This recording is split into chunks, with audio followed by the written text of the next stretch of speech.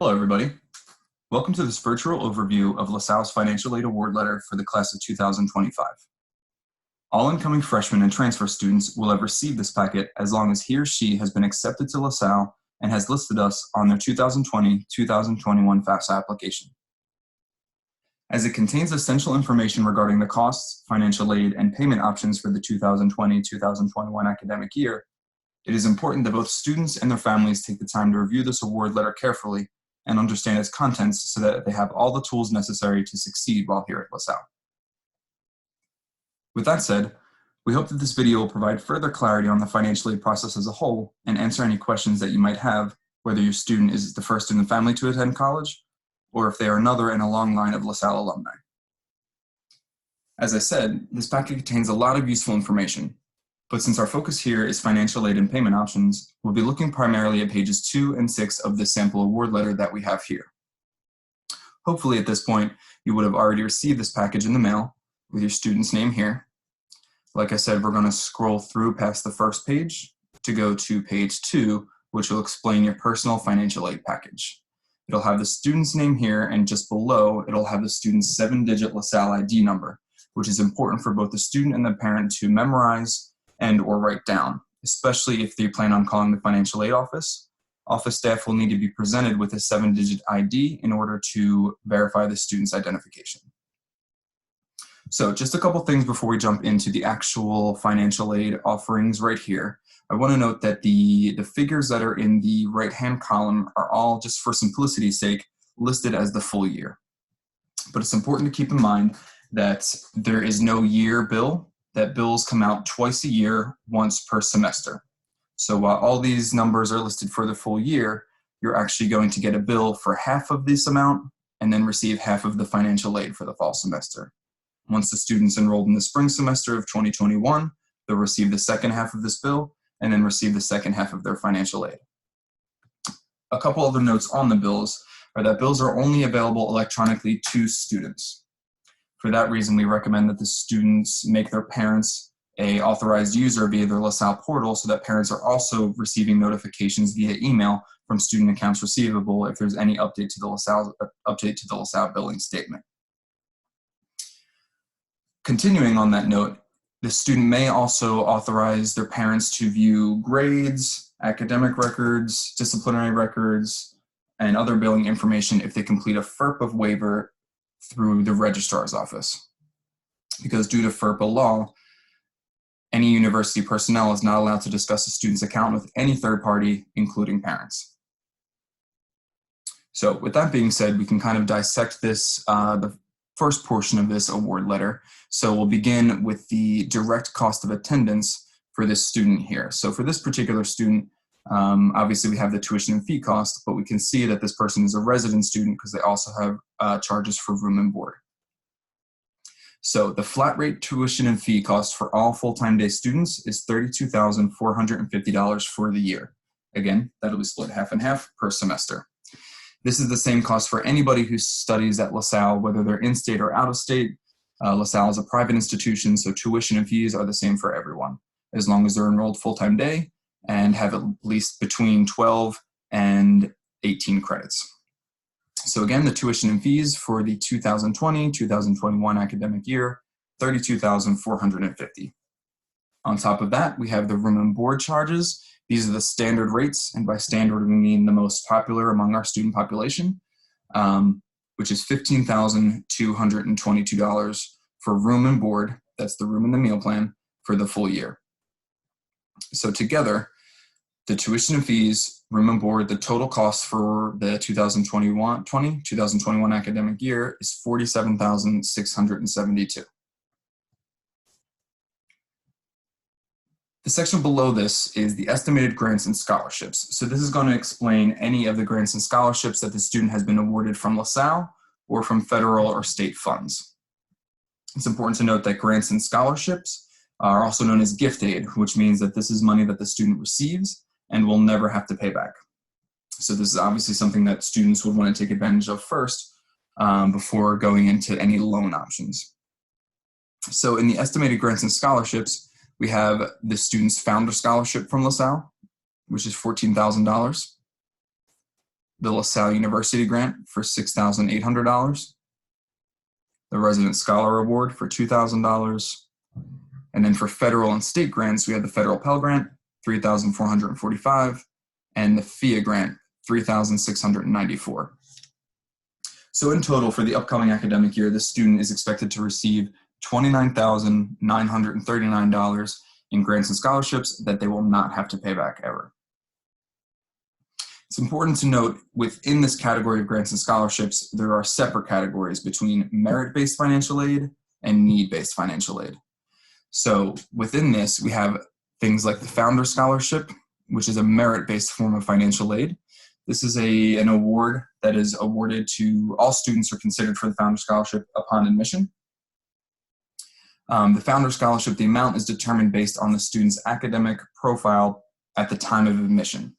So the Founder Scholarship, since it's merit-based, has nothing to do with financial need or the FAFSA application. This is something that the student is guaranteed to receive every year in the same amount for a maximum of 4 years, as long as the student is enrolled as a full-time day student and maintains a 3.0 GPA. So again, this is something that the student will be awarded every year, even if they don't do the FAFSA application. As I said before, this is the amount of the Founder Scholarship is determined based off of the student's academic profile coming into LaSalle. That means that the Founder Scholarship will not go up or decrease if their performance in one particular semester is good or bad. Again, you have to maintain a baseline GPA of 3.0, but the Founder Scholarship will not change in amount. The remaining financial aid, as far as the LaSalle University grant, the Pell Grant, and the FIA Grant, are all need-based forms of financial aid. This means that the student was determined to be eligible for these awards based off of their information they provided on the FAFSA application, as well as their housing status. In other words, need-based financial aid, again, like the LaSalle Grant, the Pell Grant, and the FIA Grant, is not guaranteed to a student every year. Founder Scholarship, guaranteed for 4 years, maximum of 4 years, because it is merit-based. Need-based aid is reevaluated every single academic year based on that year's FAFSA application, the student's enrollment, and the student's housing status. So a lot of families come in and they want to know their 4-year plan for the next 4 years as far as what their financial aid is going to be, but that's not something that we can really determine because we don't know what the student's FAFSA is going to look like for next year, nor the following year, or the year after that. In that same vein, we also don't know what the tuition or room and board fees are going to look like either. So once all of the grants and scholarships have been applied to the direct costs, we're left with a remaining balance of $17,733. From there, the student has additional resources that they can take advantage of to help pay their bill, which are their federal direct loans. As a dependent freshman student, the maximum amount that a student can accept in their federal direct loans is $5,500. Typically, though not always, the amount, the $5,500, may be split in between a subsidized loan for $3,500 and an unsubsidized loan for $2,000. The difference between these two is that the subsidized portion of the loan will not accrue interest while the student is enrolled at least half-time being 6 credits per semester. The unsubsidized loan, if the student chooses to accept it, will accrue interest while the student is enrolled. In either scenario, these federal direct loans that the student may choose to accept or decline do not need to be repaid until 6 months after the student has graduated or otherwise separated from the university. So in this case, if the student receives their full grants and scholarships and decides to accept their federal direct loans, we apply the loans to the remaining balance of $17,733, and we have a remaining balance due of $12,233 once all aid resources have been applied to their bill. Additionally, we have this additional education resource, which is Federal Work Study. This is very popular. But Federal Work Study, it's important to note that it's just an on-campus part-time job. Students are paid their wages directly to their bank account via direct deposit on a bi-weekly basis, and these funds are never applied to their student's bill. So we are not going to apply this $1,800 to the $12,233 because the student is just going to earn these wages as they go throughout the year. Additionally, it's not even a guarantee that the student will earn up to $1,800. It depends on how much they work. Some students decline work study altogether. Some students accept it and only earn $500 for the year. Other students accept it and they max out at the $1,800 per year. But it depends on the student, and the main takeaway is that the $1,800 is not applied to the bill. It is paid to the student on a biweekly basis as a paycheck, which is typically if students are paid minimum wage, and since they are studying and have other extracurricular activities, students typically work between 10 and 12 hours a week. One final question that we typically get at this point, I mentioned before that a lot of people come in looking for their 4-year plan. They also want to know what they have to do to accept these awards. So as long as the student has been deemed to be eligible for these grants and scholarships and they don't have any other follow-up like FAFSA verification or FIA follow-up, all of these grants will automatically be applied to their bill once the bill is released and the student's enrolled. So the student does not have to do anything to accept these awards, although there might be some follow-up items on the FAFSA or FIA which they will be notified by through their email address. However, the student will have some follow-up steps to do to confirm whether or not they would like to accept or decline their federal direct loans. In either case, the student will be emailed additional instructions regarding the federal direct loans.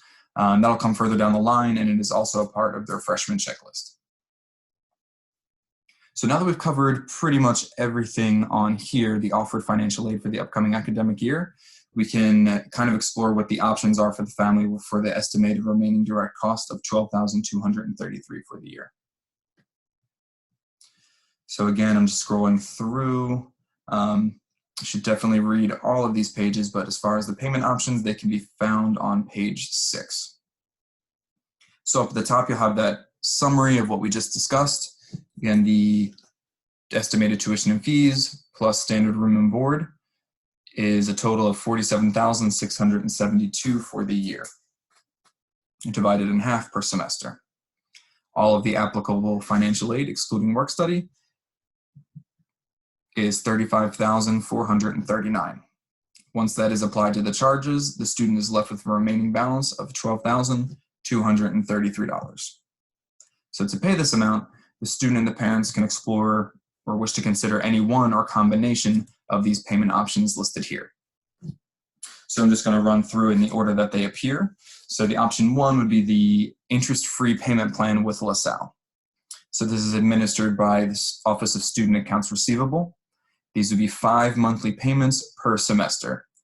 It's important to note that this payment plan is not a yearly payment plan. It's a payment plan per semester that you would need to re-enroll and pay $45 each time you enroll in the semester payment plan. The fall payment plan runs from July until November. The spring payment plan runs from December until April. So for instance, if this student decided to pay their estimated remaining balance only with option 1, they would have to make 5 monthly payments of $1,223 from July till November for the fall semester, in addition to the $45 enrollment fee. If they wanted to do that for the spring, it would be another $45 to enroll and another 5 payments of $1,223 from December to April. Options 2 and 3 are loan options. The main difference is option 2 is a federal Parent Plus loan for undergraduate students. This is the federal Parent Plus loan.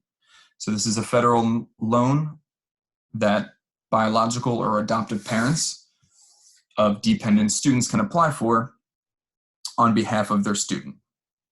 This loan will never be transferred to the student even after they graduate. It is the parent's loan for the lifetime of the loan. On the loan application, the parent will have the option to defer the loan while the student is enrolled at least half time, or begin making payments immediately. Again, this loan is not subsidized, like the student may have a portion of their loan subsidized. This loan will accrue interest beginning 60 days after initial disbursement. The average repayment period is up to 10 years, and the minimum monthly payment starts at $50. In this case, if the student chose to do only option 2 for the balance of $12,233, the estimated monthly payments for this Parent Plus loan would be $143. You can find additional information on the Parent Plus loan at this link, lasalle.edu/Parent Plus. Another thing I should mention about the Parent Plus loan is that the feds deduct an origination fee off of the overall requested amount before disbursement, which you can find that information at this link here. So in the event that you are applying for a Parent Plus loan, you want to keep in mind that there's going to be some taken off the top for processing. So you may need to request a little bit more in order to take that into consideration. Option 3, like I said, is also a loan option. However, in this case, loans through private or alternative lenders can also have the student as the applicant. However, since most of these students are coming in as 17 and 18-year-olds, they don't have the credit to be approved on their own. They'll most likely need a cosigner in order to be approved. Like other loans, the borrower does not need to begin making payments until 6 months after the student has graduated or separated from the university. These loans will typically always have interest, although the interest will vary depending on which lender you choose. You can reference a list of the most common alternative loan lenders that LaSalle deals with at lasalle.edu/alt-loan-choice. One thing I will mention about these payment options is that this is something that's entirely up to the student and the parent to decide which option works best for them. As far as the payment plan or the loans, LaSalle does not have a preference. We just recommend that you take all this information, read it over carefully and consider it all, and especially if you choose a loan, you want to take a look between the interest rates and the repayment terms to decide which option is best for you.